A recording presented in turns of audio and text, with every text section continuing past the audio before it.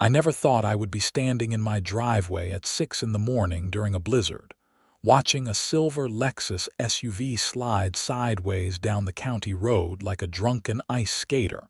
But here I was.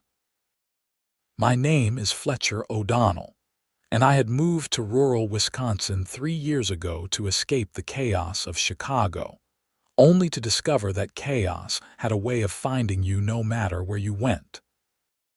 The SUV's tires screamed against the ice as the driver overcorrected, sending the vehicle careening off the road and straight into the drainage ditch that ran along my property line. Snow was coming down so thick I could barely see 20 feet in front of me, but I could hear the engine revving uselessly as the wheels spun in the deep snow that had accumulated in the ditch overnight. I grabbed my coat and trudged through the knee-deep snow toward the wreck, my boots crunching with each step. The wind was howling like a wounded animal, and the temperature had to be hovering around 10 degrees. This was the kind of storm that shut down entire counties, the kind meteorologists warned about days in advance. I had stocked up on supplies, made sure my generator was fueled, and settled in for what I knew would be a long couple of days. What I had not prepared for was dealing with whatever poor soul had just crashed into my property. As I got closer, I could make out the driver frantically trying to reverse the vehicle, the back tires shooting up rooster tails of snow and mud. The SUV was buried up to its axles, tilted at a precarious angle. There was no way it was getting out of there without a tow truck, and good luck finding one in this weather. Most of the county had shut down last night when the storm warnings got serious. I knocked on the driver's window, and that was when I saw her. Patricia Whitmore, the president of our neighborhood HOA and the bane of my existence for the past year. She rolled down her window just enough to shout at me, her perfectly styled blonde hair somehow still immaculate despite the chaos. "Fletcher, thank God you're here. You need to get me out of this ditch immediately." I blinked snow out of my eyes. "Patricia, what are you doing out in this weather? The roads are completely undrivable." "I was coming back from my sister's house in Madison," she snapped, as if this should have been obvious. "Now stop asking questions and help me." I surveyed the situation. The SUV was well and truly stuck. "You're going to need a tow truck. There's no way I can pull you out by myself." "Then call one, in this storm." "Patricia, nobody's coming out here until this blizzard passes. You're lucky you didn't flip the vehicle. Come on, you can wait at my house until the road's clear." She looked at me like I had just suggested she sleep in a barn. "I most certainly will not." "This is your fault anyway." "My fault? How is you sliding off the road my fault? You didn't shovel." She pointed a manicured finger at my driveway, which was indeed covered in about 8 inches of fresh snow. According to HOA Guidelines Section 12, Paragraph 4, all homeowners are required to maintain clear driveways and sidewalks during winter weather events. I stared at her in disbelief. "Patricia, this storm just started 6 hours ago. Nobody has clear driveways right now. The county plows haven't even come through yet." "That's not my problem. If you had been maintaining your property properly, I wouldn't have lost control. The sight of your messy, snow-covered property distracted me." This was classic Patricia. Everything was always someone else's fault. Over the past year, she had sent me 17 violation notices for everything from leaving my trash cans out 4 hours too long to planting flowers that weren't on the approved color list. The woman had made it her personal mission to make my life miserable. "Look, we can argue about this later. Right now, you need to get out of the cold. Come inside and we'll figure this out once the storm passes." She crossed her arms. "I'm not going anywhere until you admit this is your fault and agree to pay for the tow truck." "I'm not paying for your tow truck, Patricia. You crashed your own car." "We'll see about that." She rolled up her window and pulled out her phone, presumably to start documenting everything for whatever legal nightmare she was planning to inflict on me. I stood there for a moment, snow accumulating on my shoulders, wondering how my life had come to this. Finally, I trudged back to my house, leaving Patricia to sit in her increasingly cold vehicle. If she wanted to be stubborn, that was her choice, but I was not about to stand outside and freeze to death arguing with her. Back inside, I made myself a cup of coffee and watched from my kitchen window as Patricia's SUV slowly disappeared under the accumulating snow. The woman had to be getting cold by now. The engine would only run for so long before she ran out of gas, and the temperature was still dropping. I gave her another 10 minutes before my conscience got the better of me. I bundled back up and headed out again. This time when I knocked on her window, the glass was fogged up, and I could see her shivering inside. She had shut off the engine, probably worried about carbon monoxide. "Patricia, this is ridiculous. You're going to get hypothermia out here. Come inside." "Not until you agree to my terms." "What terms?" "You want me to pay for a tow truck for an accident you caused." "An accident you caused by not maintaining your property." I took a deep breath, the cold air burning my lungs. "Fine. Come inside, warm up, and we'll discuss it, but I'm not leaving you out here to freeze to death." She considered this for a moment, then reluctantly opened her door. Getting out was harder than she expected. The door only opened partway before hitting the snowbank, and she had to squeeze through the gap. Her designer boots were completely wrong for the weather, and she immediately sank ankle-deep into the snow. "Careful," I said, offering my hand. She ignored it and tried to climb out on her own, promptly slipping and landing face first in the snow. I had to bite my tongue to keep from laughing as I helped her up. Her perfect hair was now full of snow, and her expensive winter coat was covered in white powder. The walk back to my house was treacherous. Patricia slipped 3 more times, and each time she blamed me for not shoveling a path. By the time we got inside, we were both covered in snow and exhausted. "Sit by the fire," I said, pointing to the living room. "I'll make you some coffee." She stood in my entryway, dripping melting snow onto my hardwood floors, looking around my house with obvious disapproval. "Your Christmas decorations are still up. It's January 6th. HOA regulations clearly state all holiday decorations must be removed by January 5th. "Patricia, you just crashed your car into a ditch during a blizzard. Maybe we can table the HOA violations for now," she sniffed. "Rules exist for a reason, Fletcher." I handed her a towel and went to make coffee. When I returned, she had positioned herself in my best chair by the fireplace and was typing furiously on her phone. "What are you doing?" "Documenting everything. Taking photos of your uncleared driveway, your violation of decoration policies, and preparing my invoice for the tow truck and any damages to my vehicle." "You can't be serious." She looked up at me with those cold blue eyes. "I am always serious about HOA matters." "You signed the covenants when you bought this property, Fletcher. That means you agreed to follow all rules and regulations.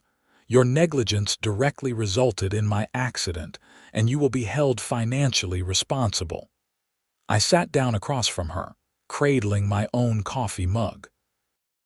"Patricia, no court is going to side with you on this. You were driving in blizzard conditions on an unplowed county road. My driveway had nothing to do with it.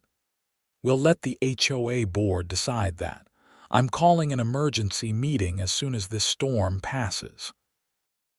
"The HOA board that you handpicked, the one that does whatever you say." "The legitimately elected board," she corrected.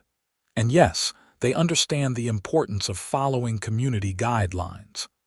I had known this was going to be a long day, but I had not realized just how long.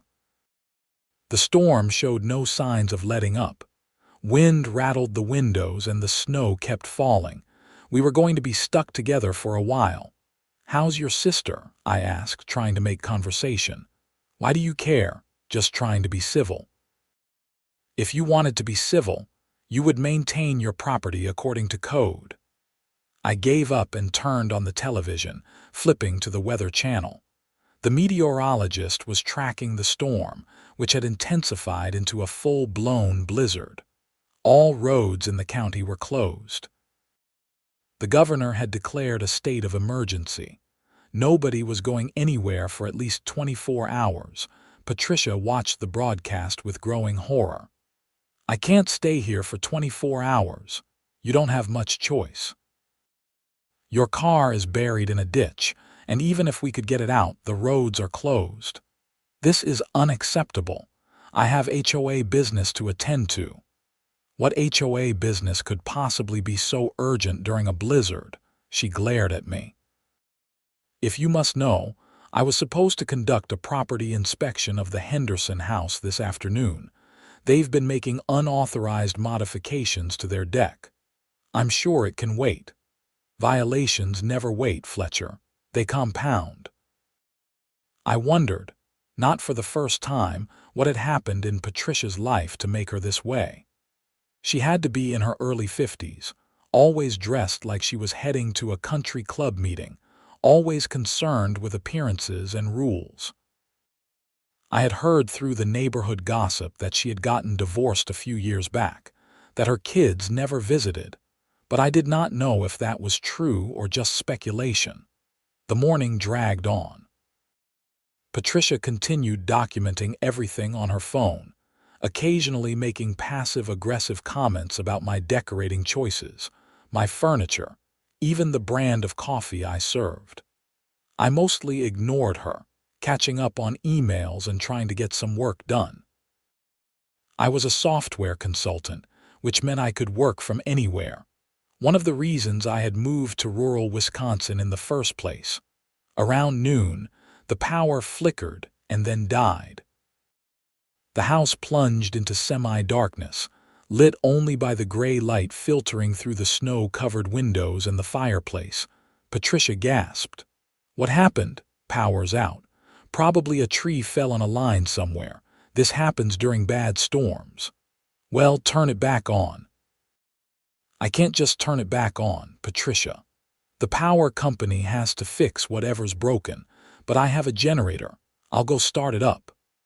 I bundled back into my winter gear and headed out to the garage. The generator was a good investment. I had made my first winter here.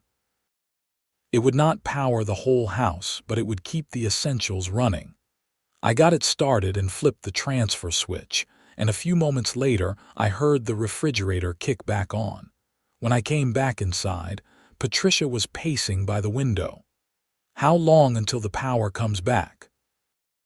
"Could be hours, could be days. The generator will keep us going in the meantime." "Days? I can't stay here for days." Again, not much choice in the matter. She turned to me, and for the first time I saw something other than anger in her expression. Fear, maybe, or at least anxiety. "I need my medication. It's at my house." "What kind of medication?" "That's none of your business." "Patricia, if it's important, we need to know. Is it life-threatening if you miss a dose?" She hesitated. "No, it's just, I take something for anxiety and blood pressure. But I'll be fine for a day or two."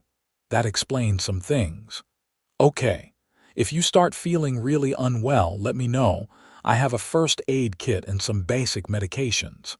She nodded stiffly and returned to her chair. The rest of the afternoon passed in uncomfortable silence.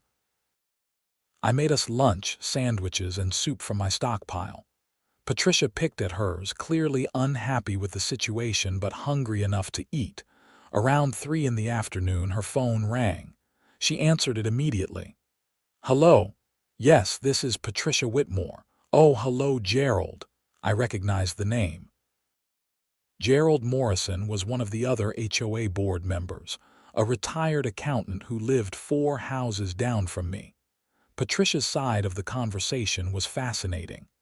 "Yes, I'm stranded at Fletcher O'Donnell's house." No, I'm fine, but I've been documenting serious violations. His property negligence caused my accident. Yes, I want it added to the agenda for the next meeting. What? No, I understand the weather is bad, but this is important. We need to send a strong message that violations have consequences. She went on like this for 10 minutes, building her case against me while sitting in my house, eating my food and warming herself by my fire. The audacity was almost impressive. When she finally hung up, she looked satisfied.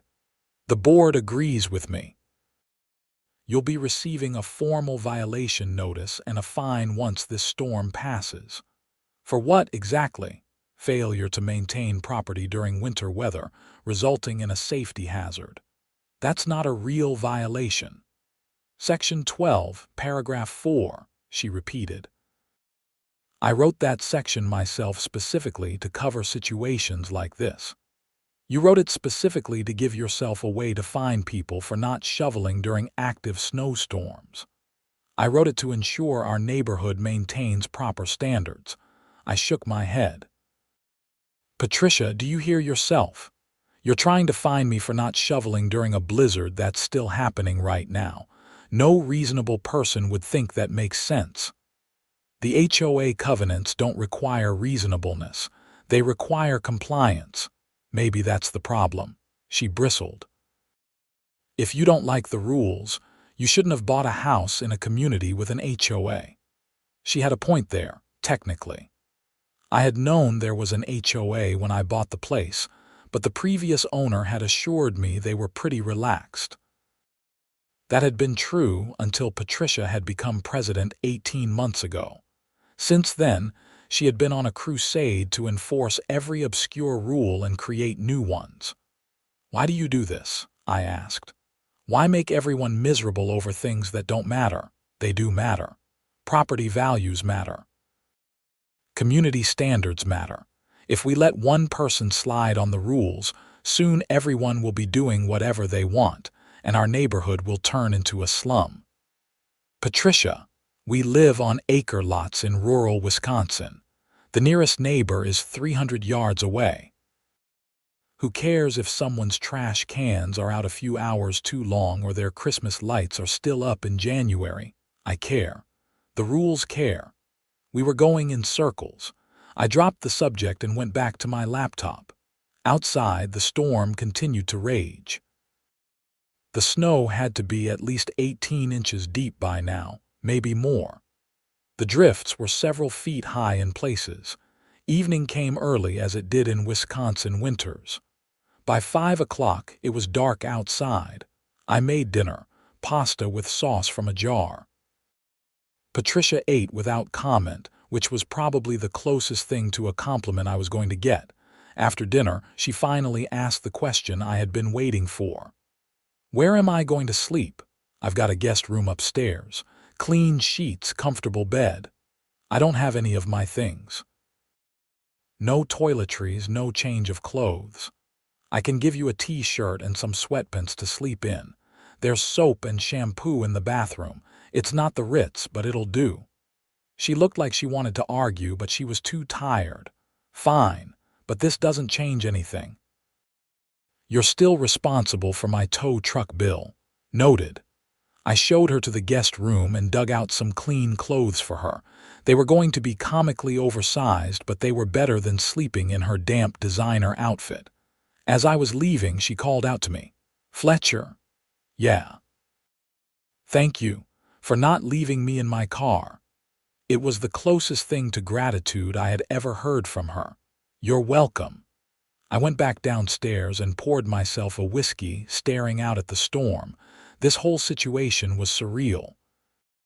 Of all the people to get stranded with, it had to be Patricia Whitmore, the woman who had made my life a bureaucratic nightmare for over a year. But she was also a person, scared and stuck, and I could not just leave her out there to freeze. I heard the shower running upstairs and wondered what tomorrow would bring. The storm was supposed to last through the night and into the morning. We would be stuck together for at least another day. The thought was exhausting. The next morning, I woke to the smell of coffee. I came downstairs to find Patricia in my kitchen, wearing my oversized Packers t-shirt and sweatpants, her hair wrapped in a towel. She had made a full pot of coffee and was scrambling eggs. "Good morning," I said cautiously. "The least I could do is make breakfast," she said without turning around. "You only had eggs and bread, so that's what we're having." "Sounds good to me." We ate in relative silence. The storm had finally stopped sometime during the night. Through the window, I could see clear blue skies and blinding white snow covering everything. The world looked like a Christmas card. "I need to check on my car," Patricia said after breakfast. We bundled up and went outside. The cold was shocking after being inside. The snow was almost 2 feet deep in places, and the drifts were higher than my waist. We trudged to the ditch where Patricia's SUV was buried. Only the roof and part of the windows were visible. The rest was completely covered. "Oh my God," she whispered. "Yeah, that's really stuck. We're going to need a serious tow truck to get that out." She pulled out her phone and started making calls. Every tow company in the county was backed up with calls. Nobody could give her a time estimate. Some said it might be 2 days, others said a week. She grew increasingly frustrated with each call. "This is ridiculous. I need my car. Patricia, there's probably 500 other people in the same situation. You're not going to be a priority." "I'm the president of the HOA. That should count for something." "Not to a tow truck company, it doesn't." She turned on me, her face red. "This is your fault. If you had maintained your property, none of this would have happened. Patricia, look around. Every single driveway on this road is buried in snow. Every single one. The county road isn't even plowed yet. How was I supposed to prevent you from sliding off an icy road? You should have been shoveling continuously during the storm. That's not safe or reasonable, and you know it. I know you violated HOA guidelines, and I know you're going to pay for the consequences." She stormed back toward the house, moving as fast as she could through the deep snow. I followed her, my patience wearing thin. This was getting out of hand.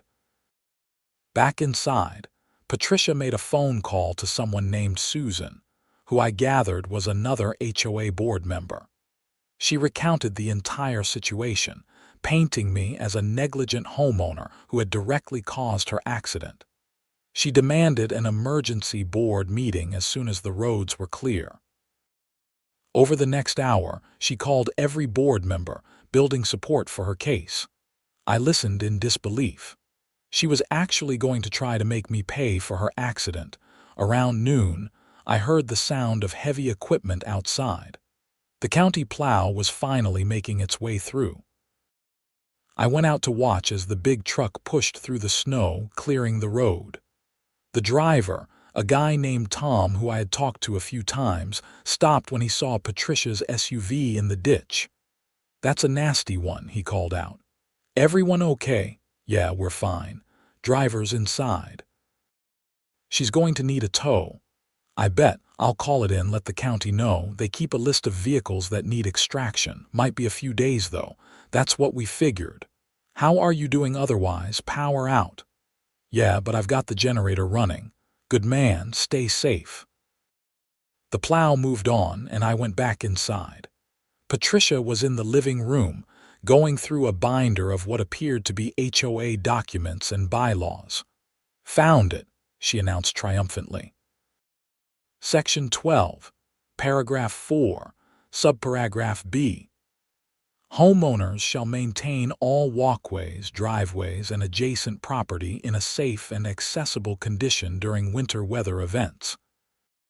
Failure to do so resulting in injury or property damage shall be the financial responsibility of the negligent homeowner. "Patricia, that can't possibly be enforceable. It's in the covenants. You signed them." "Let me see that." She handed me the binder, pointing to the relevant section. Sure enough, there it was, buried in pages of dense legal language. But as I read further, I found something interesting. Patricia, this section also says that homeowners have a reasonable time to clear their property after a weather event. The storm was still active when you had your accident. I hadn't been given reasonable time. She snatched the binder back. The storm started the night before. You had hours. The storm started at midnight and you crashed at 6 in the morning. During those 6 hours, another 8 inches of snow fell. Even if I had shoveled at midnight, the driveway would have been covered again by morning. That's just your excuse for being lazy. I was starting to lose my temper. Patricia, I'm sorry you crashed your car, I really am, but I didn't cause it and I'm not paying for it. You were driving in dangerous conditions on an icy road. That's on you. We'll see what the board says. The board doesn't have any legal authority. If you try to fine me for this, I'll fight it. Good luck with that. No one has ever successfully challenged an HOA decision in our community. Maybe because everyone else was too tired to fight you. I'm not. We spent the rest of the day in tense silence. Patricia continued working on her case against me, making calls, taking photos, compiling evidence. I worked on my laptop, trying to ignore her. That evening, the power came back on. The house hummed to life, lights blazing. Patricia immediately went to the guest room to charge all her devices. I shut down the generator and checked the weather forecast. The roads were expected to be clear by tomorrow morning. Patricia would probably be able to get a ride home, even if her car was still stuck. The next morning, Patricia's phone rang early. It was a friend of hers, offering to pick her up. She accepted immediately and spent the next hour getting ready to leave. When her friend arrived, a woman in a massive 4-wheel drive truck, Patricia grabbed her things without a word of thanks or goodbye. At the door, she turned back to me. You'll be hearing from the HOA board within the week. Have your checkbook ready. I'm not paying for your tow truck, Patricia. We'll see about that. And then she was gone. I watched the truck disappear down the plowed road, feeling a mixture of relief and dread. Relief that she was finally out of my house, and dread about whatever bureaucratic nightmare she was about to unleash. The violation notice arrived 3 days later, delivered by certified mail. It was 5 pages long, detailing my supposed infractions and demanding payment of $800 for Patricia's tow truck, plus a $500 fine for violating HOA covenants. It also threatened additional fines and legal action if I didn't comply within 30 days. I called a lawyer that afternoon. Her name was Margaret Chen, and she specialized in real estate and HOA disputes. I explained the situation, and she asked me to send her all the documentation. "This is absurd," she said after reviewing everything. "They're trying to hold you financially responsible for someone else's accident during a blizzard. No court would ever uphold this. So what do I do? First, write a formal response denying responsibility and refusing to pay. Then, we wait and see what they do. Most HOAs back down when challenged by a lawyer. They don't want to spend money on legal fees for something they know they'll lose." I followed her advice and sent a detailed letter to the HOA board, explaining why I was not responsible for Patricia's accident and refusing to pay the fines. I expected that to be the end of it. I was wrong. 2 weeks later, I received a notice that the HOA was placing a lien on my property for failure to pay the fines. A lien. They were actually going that far. I called Margaret immediately. "They can't do this, can they?" "Unfortunately, they can try." HOAs have a lot of legal power when it comes to enforcing their covenants, but this is clearly an overreach. We need to challenge this in court. How much is that going to cost me? Probably a few $1,000s, but if we win, we can seek to recover legal fees from the HOA. And you should win. This is an obvious abuse of HOA authority. So I found myself heading to court. The preliminary hearing was scheduled for March, giving me several weeks to prepare. Margaret gathered evidence: weather reports showing the severity of the storm, testimony from other homeowners about snow conditions, photos of everyone's uncleared driveways from that morning, and documentation of similar weather events where no one was expected to shovel during active storms. Meanwhile, Patricia ramped up her campaign against me. She sent notices to other homeowners warning them about the dangers of not following HOA rules, using my case as an example. She posted on the neighborhood Facebook group about negligent homeowners who put others at risk. She even went door to door, building support for her position, but something unexpected happened. Some of the other homeowners started pushing back. They saw what Patricia was doing to me and realized they could be next. A guy named Robert Martinez, who lived 2 streets over, came to talk to me one afternoon. "This is getting out of hand," he said. "Patricia's been on my case for months about my lawn. Apparently, I have too many dandelions. She threatened to fine me if I didn't have professional treatments done." "I'm retired, Fletcher. I live on a fixed income. I can't afford that kind of thing. She threatened to fine you over dandelions, $500 if I don't comply by May. She says it's impacting neighborhood property values." More people came forward with similar stories. Patricia had been systematically harassing homeowners over minor issues, using the threat of fines and liens to force compliance. A woman named Sarah had been fined for parking her work van in her driveway overnight. Another couple had been cited for installing a swing set that was 6 inches taller than HOA specifications allowed. The more I talked to people, the more I realized this was a pattern of abuse. I brought all of this to Margaret's attention. "This isn't just about my case anymore. She's been doing this to everyone." That's good for us. It shows a pattern of unreasonable enforcement. If we can get some of these other homeowners to testify, it'll strengthen your case significantly. Robert agreed to testify. So did Sarah and 3 other homeowners. We were building a solid case that Patricia had been abusing her authority as HOA president for her own power trip. The night before the hearing, I barely slept. I kept going over everything in my mind, worrying about what might happen.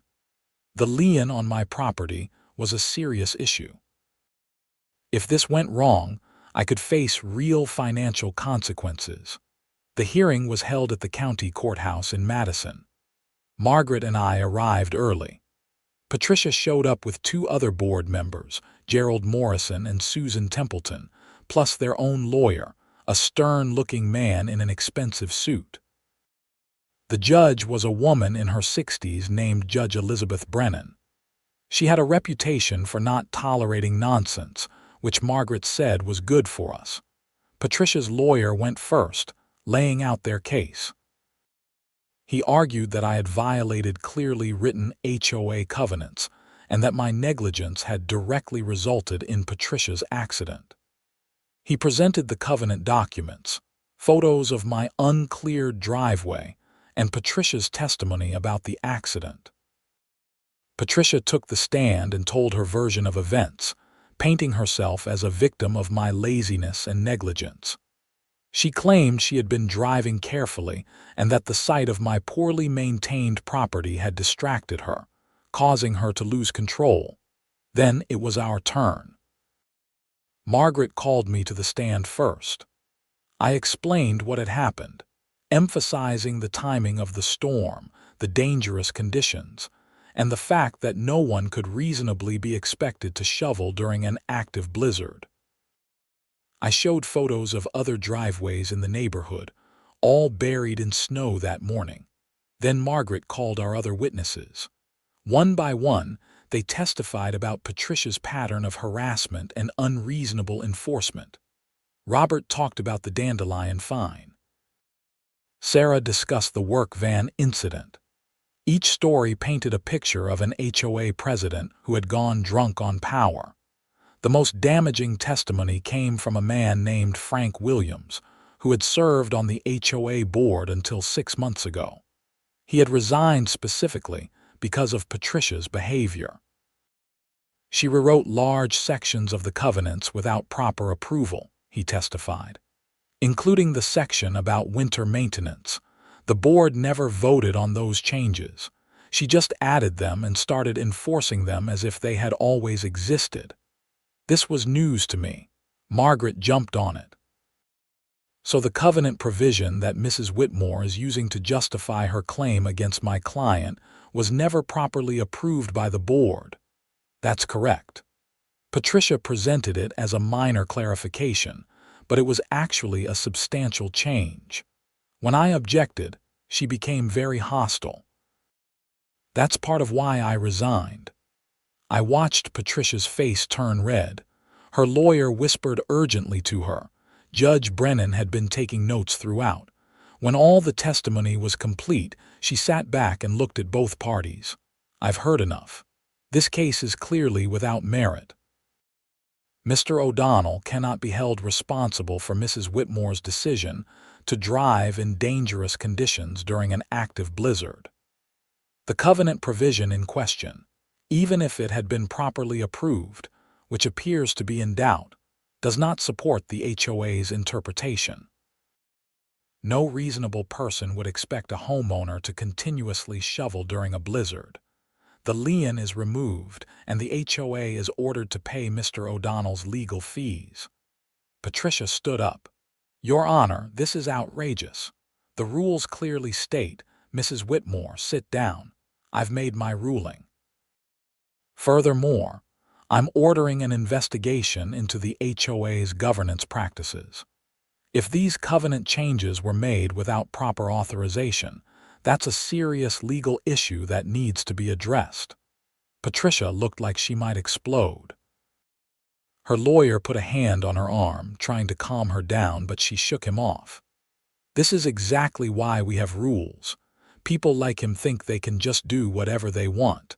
If we don't enforce standards, our entire community falls apart, Mrs. Whitmore.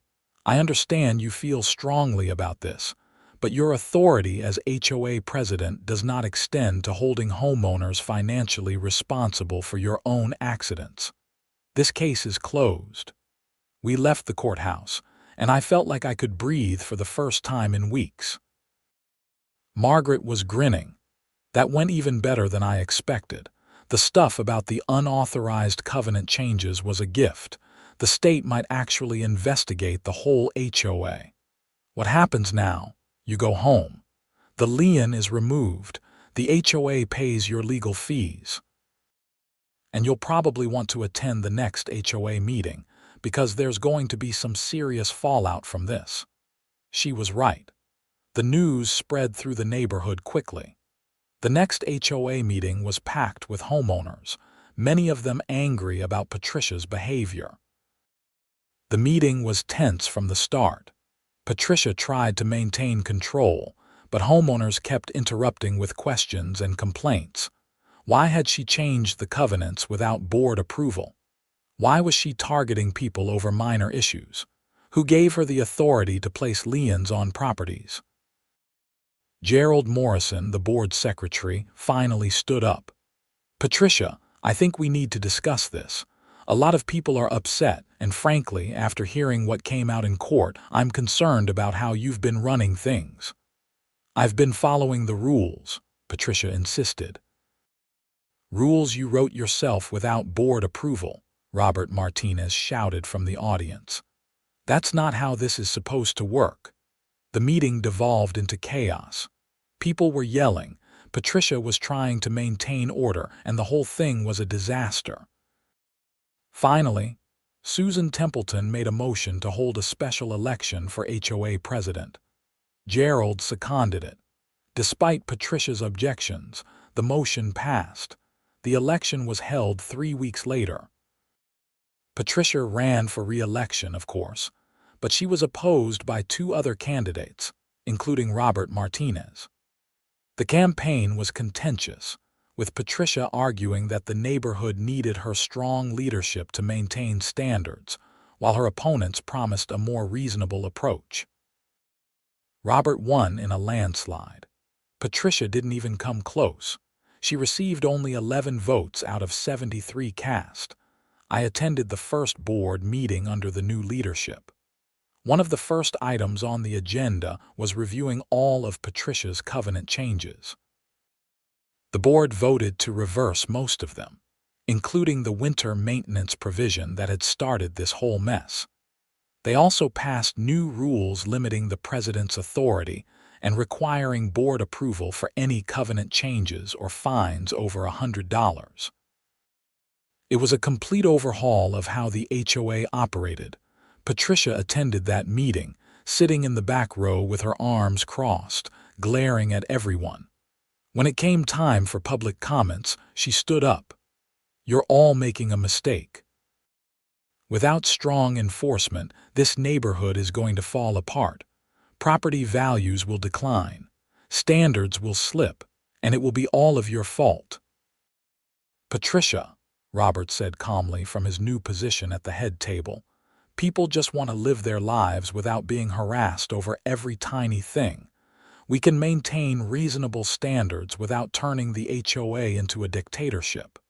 You'll see. You'll all see."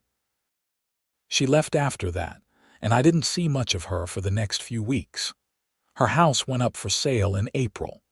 I heard through the neighborhood grapevine that she was moving to Arizona to be closer to her daughter.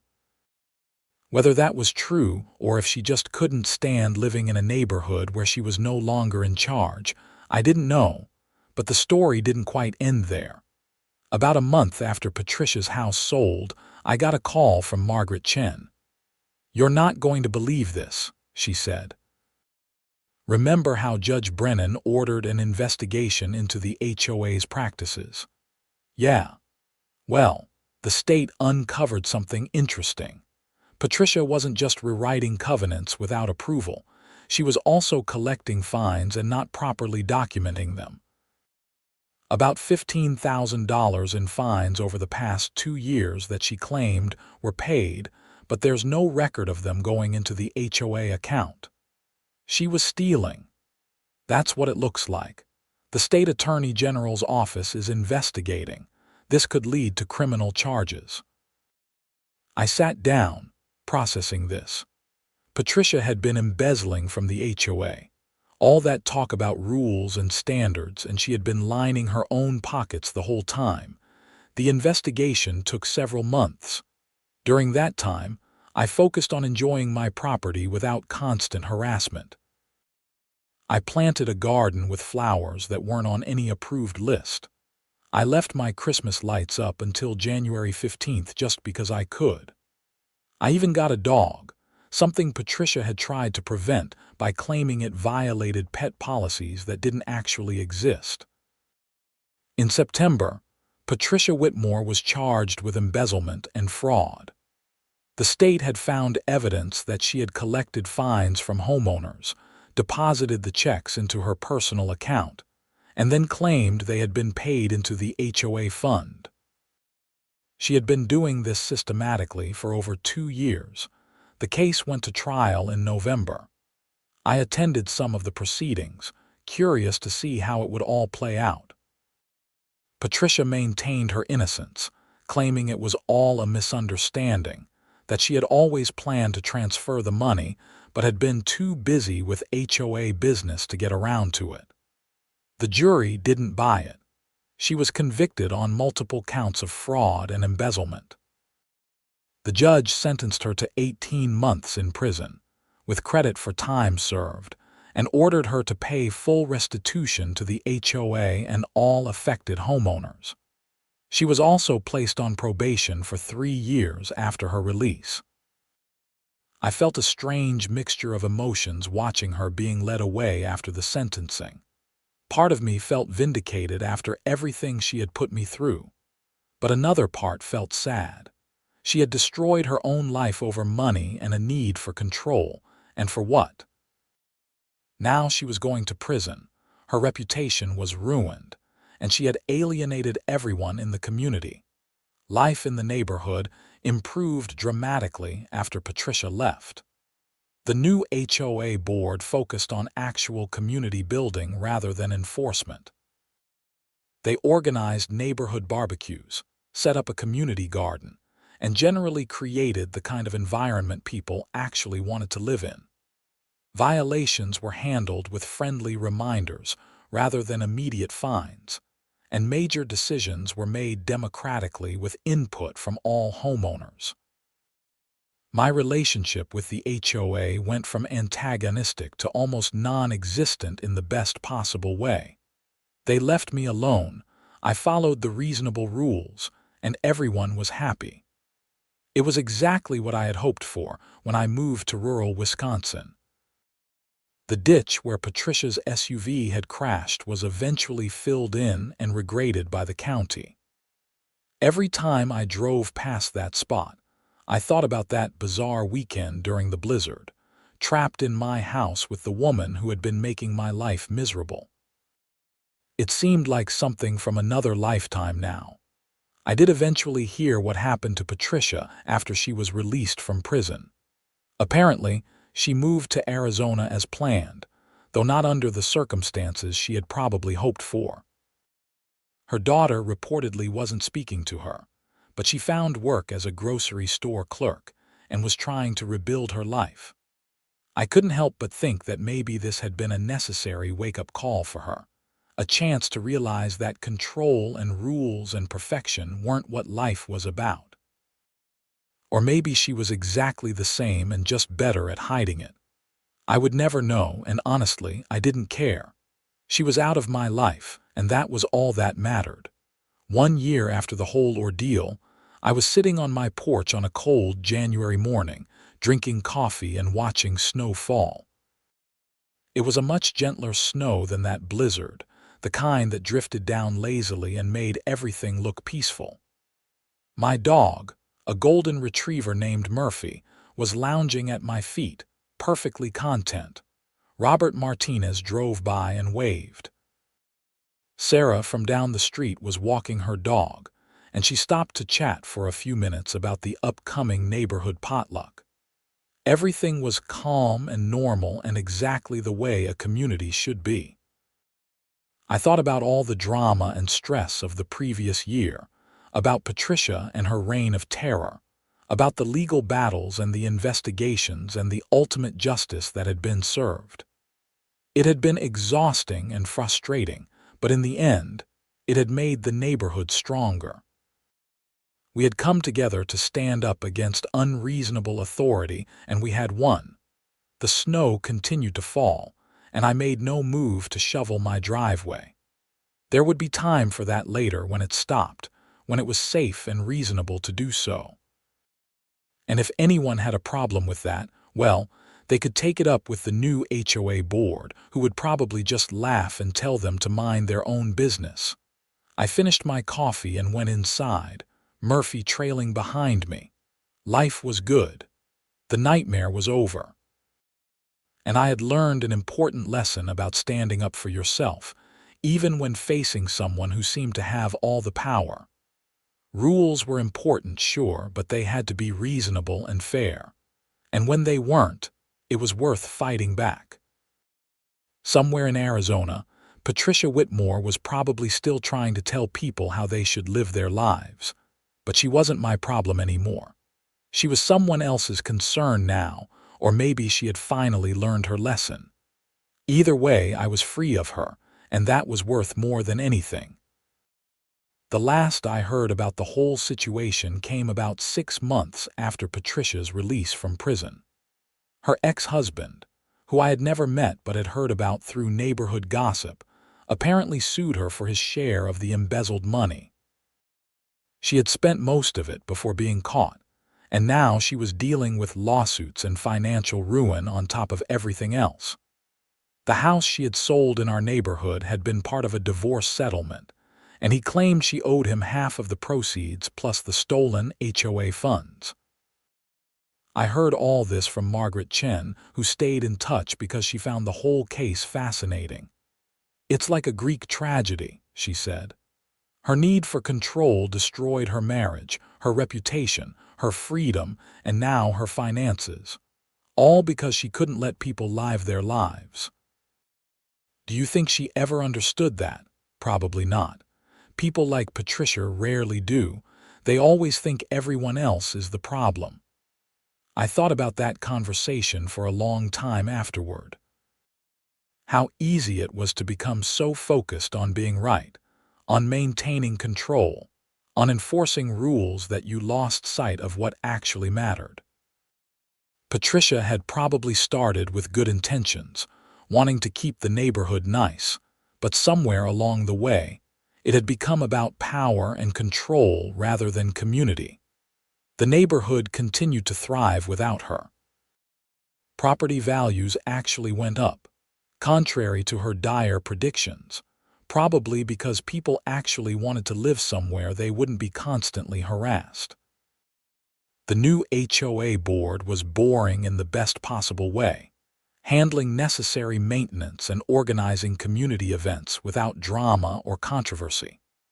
I expanded my garden that spring, planting vegetables and flowers in a glorious riot of colors that would have given Patricia an aneurysm. Murphy loved running through the yard, chasing butterflies and rolling in the grass. I had barbecues with neighbors who had become genuine friends rather than just people I lived near. It was the life I had moved here for, finally achieved after years of unnecessary conflict. Sometimes I wondered if things could have been different if someone had stood up to Patricia earlier, before she had accumulated so much power and done so much damage. But then, I remembered that people had tried. Frank Williams had resigned from the board in protest. Other homeowners had complained. The problem was that Patricia had the bylaws and the weight of authority on her side, and most people just didn't have the energy or resources to fight. It had taken a crisis, her literally crashing into my ditch and then trying to blame me for it, to finally expose the extent of her overreach. Sometimes that was what it took. Sometimes people needed to see something so obviously unreasonable that they couldn't ignore it anymore. My legal bills from the whole ordeal came to just over $4,000, all of which was eventually reimbursed by the HOA as ordered by the judge. Patricia's tow bill, which had started the whole thing, was paid by her insurance company after they determined that the accident was entirely her fault due to driving in dangerous conditions. The $800 she had tried to make me pay became just one more piece of evidence of her unreasonable behavior. I framed the judge's order removing the lien from my property and hung it in my home office. Not because I was particularly proud of having to go to court, but as a reminder that standing up for yourself, even when it was difficult and expensive and stressful, was sometimes necessary. It was a reminder that rules were supposed to serve people, not the other way around. The blizzard that had started everything became something of a neighborhood legend. When new people moved into the area, someone would eventually tell them the story of HOA Karen who crashed into Fletcher O'Donnell's ditch and tried to make him pay for it, leading to her eventual downfall and imprisonment. It was told with laughter now, the absurdity of it clear in hindsight, though it had been anything but funny at the time. I drove past the old Patricia Whitmore house occasionally. The new owners were a young family with 2 kids, and they had painted the exterior a cheerful yellow that definitely wasn't on any approved color list. They had a tire swing in the front yard and occasionally left their trash cans out overnight, and their Christmas lights stayed up well into January. And nobody cared because that was what normal neighborhoods were like. Life moved on as it always does. The drama faded into memory, then into story, then into just another chapter of neighborhood history. New dramas arose, smaller and more manageable ones. Someone's dog got loose and trampled Mrs. Henderson's flower bed, leading to a minor dispute that was resolved with an apology and an offer to help replant. A teenager threw a party that got too loud, and the police were called, but it was handled reasonably without threats or fines or legal action. These were normal problems, human problems, the kind that could be resolved with conversation and mutual respect. Not the weaponized bureaucracy that Patricia had turned the HOA into 3 years after the blizzard incident. I was elected to the HOA board myself. I had never wanted to be involved in neighborhood politics, but Robert Martinez was stepping down after several successful years as president, and he asked if I would consider serving. I agreed, figuring that after everything I had been through, I had a responsibility to help keep the HOA functioning in a healthy way. My first meeting as a board member was surreal. I sat at the same table where Patricia had once held court, but the atmosphere was completely different. We discussed playground maintenance, organizing a neighborhood cleanup day, and whether to trim the trees along the community entrance. Boring, practical matters handled efficiently and without drama. At one point, someone mentioned Patricia's name, something about her old violation records that we were finally getting around to purging from the system. The room got quiet for a moment, everyone remembering that strange period in the neighborhood's history.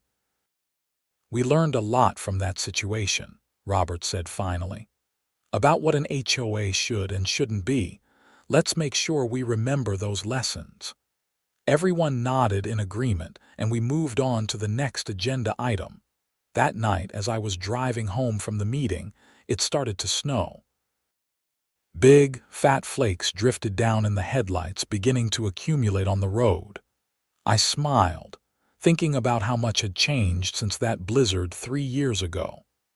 How a single incident, as frustrating and absurd as it had been, had ultimately made everything better.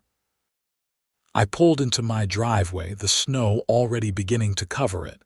Tomorrow I would shovel if it kept up, or maybe the next day. Whenever I got around to it, really. Because that was my choice to make as a homeowner and as a human being. And nobody was going to crash into my ditch and try to tell me otherwise. Murphy greeted me at the door, tail wagging enthusiastically. I fed him dinner, made myself something to eat, and settled in for a quiet evening at home. Outside, the snow continued to fall, peaceful and beautiful, covering the world in white. Somewhere out there, Patricia Whitmore was living her life, dealing with the consequences of her choices. I hoped she had found some peace, some understanding of what had gone wrong. But mostly, I just didn't think about her anymore. The nightmare was over. The story had ended, and life, wonderful and messy and imperfect, went on, just the way it was supposed to.